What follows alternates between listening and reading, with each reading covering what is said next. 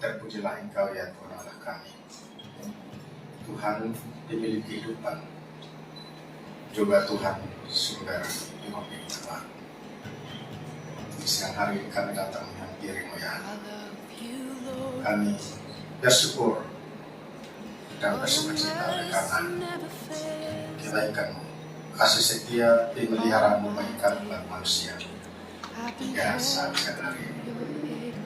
Tuhan boleh mempertemukan kami, mahasiswa, calon dokter bersama pimpinan Institut Agama Kristen Indonesia, juga bersama promotor dan tim berjuri untuk ujian terbuka bagi hamba umat pada siang hari ini. Berkenanlah Engkau hadir di tempat ini ya Tuhan, kuasai ruangan ini dan kuasa. Berkati dan kuduskan jaringan internet agar tidak menghambat proses ujian dan berserah seluruh dalam kuasa-Nya.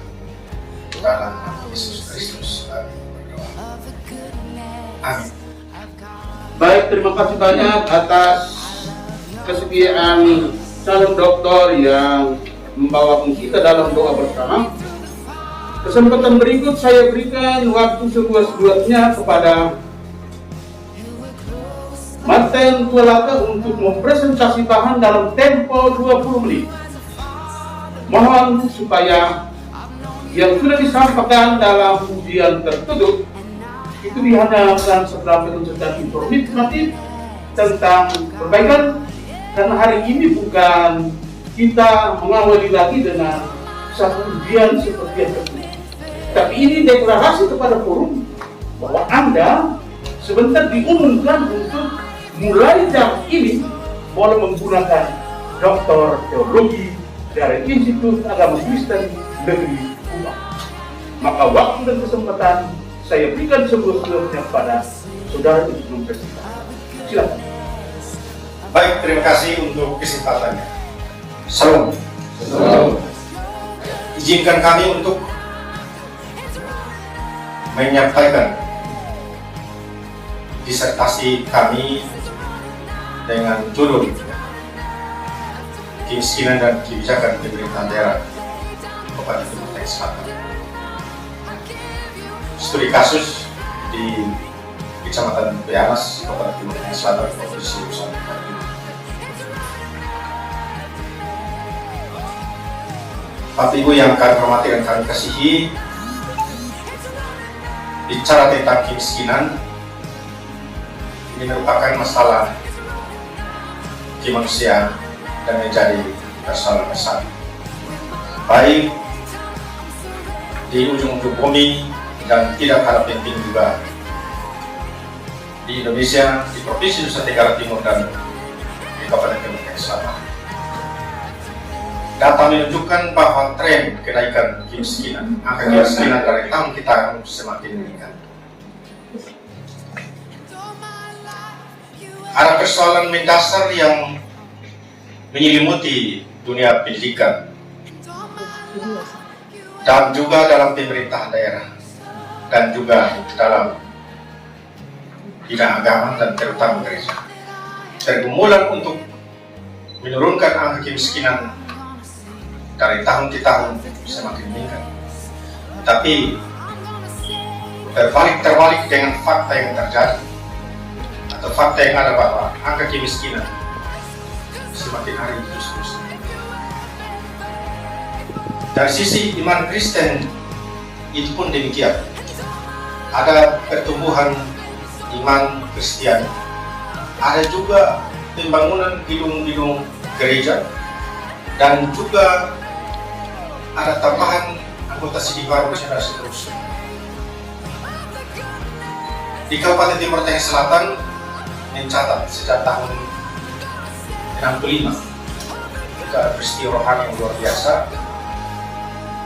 dalam acara akbar kegiatan kebangunan rohani. Di sana terjadi air berubah menjaga adalah suatu peristiwa rohani yang menunjukkan kepada kita bahwa Timur Tengah Selatan adalah kota doa, dan di sana dari sisi data statistik menunjukkan bahwa mayoritas penduduk 400 lebih ribu itu menjadi agama Kristen Protestan. Dari sisi data di Sinoregimit pun demikian, bahwa 16 bahkan 17 klasis di Sinoregimit ada di Kabupaten Timur Tengah Selatan.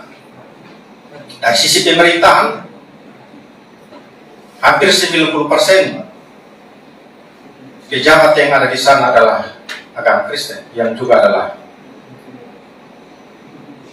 anggota Gimit. Ini tentu jika kita kaitkan dengan persoalan yang ada dalam Alkitab, khususnya dalam Kejadian 37 hingga 50 tentang Yusuf menyelesaikan masalah-masalah krisis pangan saat itu.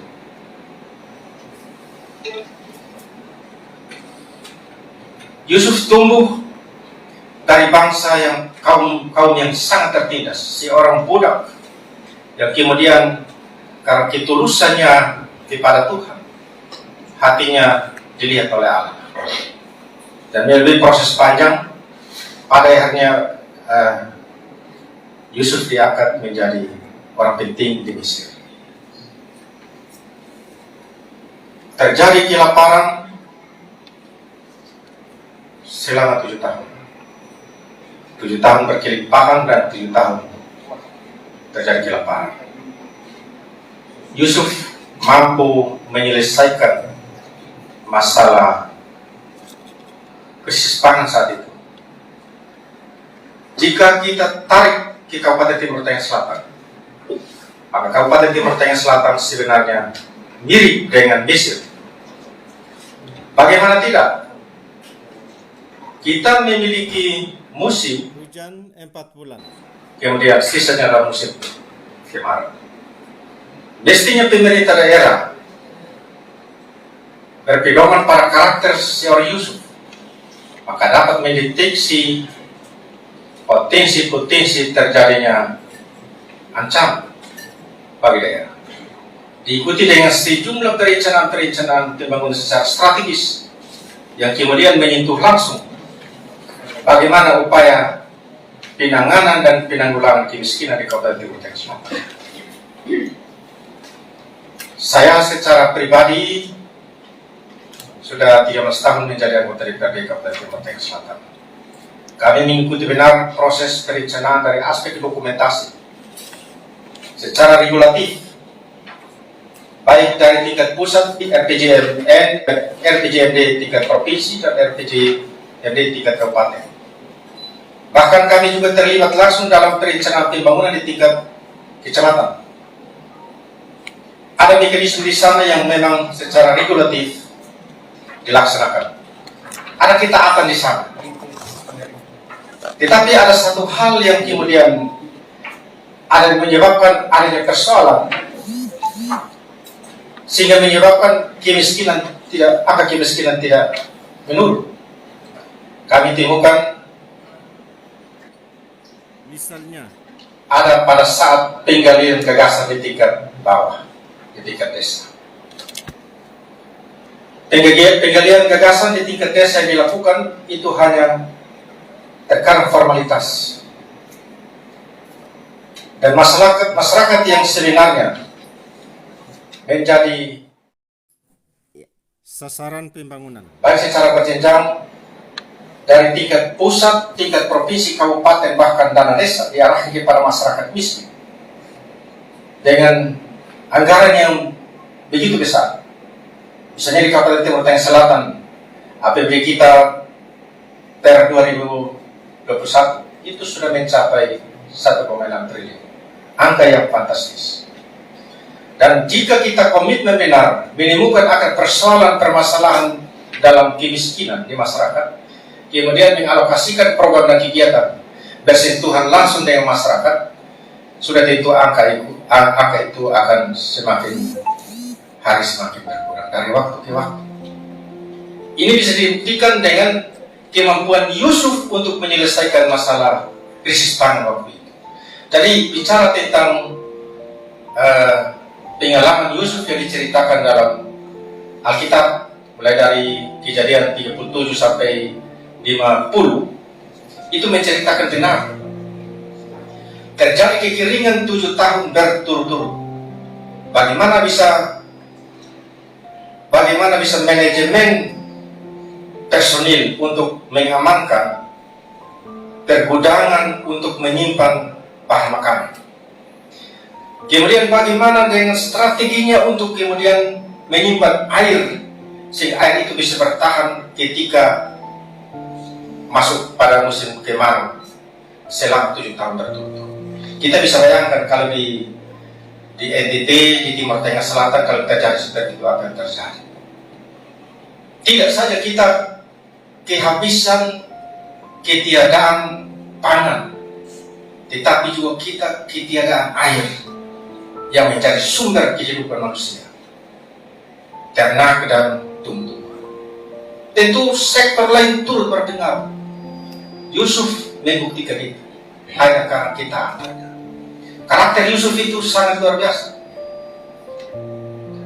Ada beberapa hal yang saya mencatat di sini yang bagi kami memang patut untuk kami harus teladani dan bahkan juga menjadi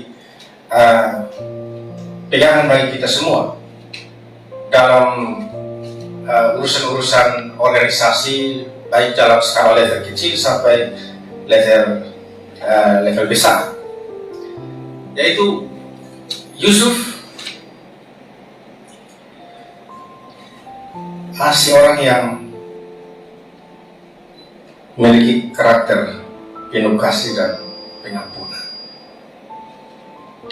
Tidak menyimpan amarah terhadap saudara-saudaranya, walaupun dijual dan dibuang dalam sumur.